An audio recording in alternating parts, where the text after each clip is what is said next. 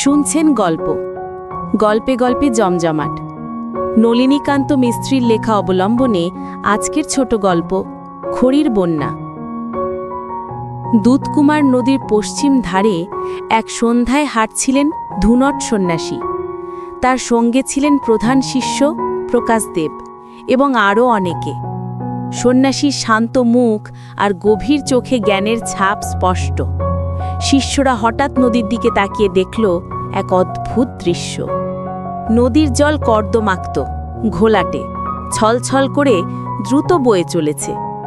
জ্যোৎস্না রাতে স্নিগ্ধ আলোয় সেই জলের ওপর চাঁদের হাসি এক মায়াবী আলো ছায়ার খেলা সৃষ্টি করেছে। যেন প্রকৃতি নিজেই কোনো অজানা বার্তা পাঠাচ্ছে, যার ভাষা কেবল ধুনট সন্ন্যাসীর মনই বুঝতে পারছে। আর সেই জলের ওপর ভেসে চলেছে কত কি, ছোট বড় মাঝারি আকারের গাছের গুঁড়ি, ভাঙা ডালপালা, যেন খড়ির বন্যা নেমেছে। কচুরিপানার চেয়েও বেশি জিনিস বয়ে চলেছে স্রোতে। এ যেন এক নীরব কাঠের মিছিল।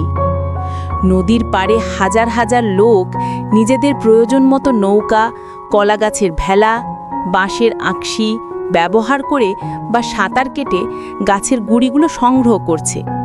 কেউ কেউ ছোট পরিসরে ৩০-৪০ মণ, আবার কেউ বড় পরিসরে ২৫০ থেকে ৩০০ মণ পর্যন্ত কাঠ সংগ্রহ করছে। নদীর তীরে এখন শুধুই কাঠের স্তূপ, বিশেষত মেহগনি, আকাশমণি, সেগুন, চন্দন ও অন্যান্য গাছের গুঁড়িগুলোর বাজার মূল্য লক্ষ লক্ষ টাকা। তবে বেশিরভাগ কাঠই রান্নার কাজে লাকড়ি হিসেবে ব্যবহৃত হবে। নদীর পূর্ব ও পশ্চিম পাড়ের সেই কোলাহল, কাঠের টানাটানি, হাসি চিৎকারের মধ্যেও সন্ন্যাসীর মন ছিল এক অজানা ভাবনায় নিমগ্ন। সন্ন্যাসীজি মৃদু হেসে শিষ্যদের দিকে তাকিয়ে বললেন, বাছাধন, তোমরা কি বলতে পারো কেন নদী দিয়ে এত গাছের গুঁড়ি ভেসে যাচ্ছে? শিষ্যরা পরস্পরের মুখের দিকে তাকাতাকি করল। তাদের মধ্যে প্রকাশদেব মাথা চুলকে বলল, না গুরুদেব, আমরা তো এর কোনো কারণ খুঁজে পাচ্ছি না। হঠাৎ এত কাঠ কেন আসছে? গুরুদেব, আপনিই আমাদের একটু বুঝিয়ে আশ্বস্ত করুন। সবাই চুপ করে গেল। নদীর ছলছল শব্দের মাঝেও এক গভীর নীরবতা নেমে এলো। ধুনট সন্ন্যাসী চোখ বন্ধ করলেন। খানিকক্ষণ পর শান্ত অথচ দৃঢ় কণ্ঠে বললেন, আমি আমার দূরদর্শিতায় যা দেখছি তাই বলছি। তবে শোনো। ধুনট সন্ন্যাসীর চোখ যেন দূর অতীতে হারিয়ে গেল, যেখানে পাহাড়ের কুয়াশার ভেতর আরেক সন্ন্যাসীর কাহিনী ভেসে উঠছে। ওই যে বহুদূরে দুধকুমার নবের উৎসের কাছেই রয়েছে বিরাট দক্ষিণ হিমালয় পর্বতমালা। সেই পাহাড়ের চূড়ায় এক নির্জন কুটিরে বসবাস করেন একজন মহাজ্ঞানী ঋষিকেশ সন্ন্যাসী। পাহাড়ই তাঁর ধ্যান, পাহাড়ই তাঁর জগৎ। তিনি পাহাড়ের বন্ধু। গাছপালা, পশু পাখি সবার সঙ্গেই যেন তার কথা হয়। তিনি দিনের কিছু সময় পাহাড় বেয়ে নিচে নামতেন, পায়চারি করতেন আর দুহাত ভরে প্রকৃতির সৌন্দর্য উপভোগ করতেন। কিন্তু ধীরে ধীরে ঋষিকেশ সন্ন্যাসী দেখলেন তার প্রিয় পাহাড়টা বদলে যাচ্ছে। পাহাড়ের ঢালে যে মহিরুহু গাছগুলোর নিচে বসে তিনি একসময় ধ্যান করতেন, বিশ্রাম নিতেন, সেই গাছগুলো এখন আর নেই। কিছু লোভী দুর্বৃত্ত রাতের অন্ধকারে সেগুলোকে কেটে নিয়ে গেছে। পাহাড়ের সেই পুরনো সবুজ রূপ উধাও হয়ে গেছে।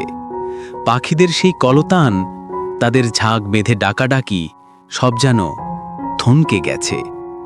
গাছ কাটার ফলে তীব্র তাপদাহ, অনাবৃষ্টি, প্রকৃতিতে এক ভয়াবহ বিপর্যয় নেমে এসেছে। শুকনো ডালপালা আর মরা গাছের গুঁড়িগুলো যেখানে সেখানে পড়ে আছে। ঝর্ণাগুলো শুকিয়ে যাচ্ছে, নতুন করে চারাগাছ জন্ম নিচ্ছে না, বন সৃষ্টি হচ্ছে না।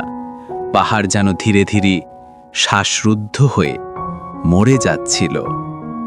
ঋষিকেশের মন খুব ভারী হয়ে উঠল। তিনি তার প্রিয় পাহাড়কে এমন মরে যেতে দিতে পারলেন না। ঠিক তখনই তার মনে জন্ম নিল এক অদম্য ইচ্ছা, এই মৃত পথযাত্রী পাহাড়কে আবার জীবন্ত করে তোলার। একদিন গোধূলির আলোয় ঋষিকেশ সন্ন্যাসী গভীর ধ্যানে বসলেন। দুই হাত তুলে পাহাড়ের দিকে তাকিয়ে তিনি আন্তরিকভাবে প্রার্থনা করলেন, হে ঈশ্বর, তুমি আমার পাহাড়কে বাঁচাও। এই মরা কাঠ, এই জঞ্জাল দূর করো। তুমি আমার পাহাড়ে বৃষ্টি দাও, পাহাড়টাকে ধুয়ে দাও। সমস্ত পুরনো কাঠের গুঁড়ি, ডালপালা সব নদীর স্রোতে নামিয়ে নাও। আমার পাহাড়টাকে নতুন করে প্রাণ দাও। তার প্রার্থনা শেষ হতে না হতেই অলৌকিকভাবে আকাশ ঘন মেঘে ঢেকে গেল। রাতভর চলল প্রবল বর্ষণ, যেন পাহাড়ের সব পাপ ধুয়ে যাচ্ছিল সেই বৃষ্টিতে। একসময় সেই বৃষ্টি রূপ নিল এক ভয়াবহ বন্যায়। নদীর উন্মত্ত স্রোত পাহাড়টাকে যেন ভালো করে ধুয়ে মুছে পরিষ্কার করে দিল। যত মরা গাছ, যত পচা ডালপালা আর যত কাঠের গুঁড়ি পড়েছিল সব সেই বন্যার তোড়ে উপড়ে গিয়ে কালজানি নদী হয়ে দুধকুমার নদীতে নামতে শুরু করল।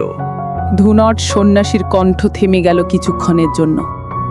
চারিপাশে কেবল নদীর শব্দ, যেন সেই বয়ে চলা জলের ভিতরেই লুকিয়ে আছে তার গল্পের সত্যি। ধুনট সন্ন্যাসী তার কথা শেষ করলেন, এখন তোমরা যা দেখছ, এই যে ছোট বড় মাঝারি গাছের গুঁড়িগুলো দুধকুমার নদী দিয়ে ভেসে যাচ্ছে, এগুলো আর কিছুই নয়। এগুলো হলো ঋষিকেশ সন্ন্যাসীর প্রার্থনার ফল। শিষ্যপুত্রেরা তখন এক গভীর তৃপ্তি নিয়ে নদীর দিকে তাকালো। তাদের কাছে এখন আর এগুলো কেবল কাঠের গুঁড়ি নয়, এগুলো হলো পাহাড়ের মুক্তি আর এক নতুন ভোরের আগমনী। ধুনট সন্ন্যাসীর এই প্রাণের কথা সবাই মুগ্ধ হয়ে শুনল। দুধকুমার নদী তখনও বয়ে চলেছে, একদিকে পুরনো কাঠের স্রোত, অন্যদিকে নতুন জীবনের প্রতিশ্রুতি। প্রকৃতি যেন নিজেই বলছে, ধ্বংসের পরেই জন্ম নেয় সৃষ্টি।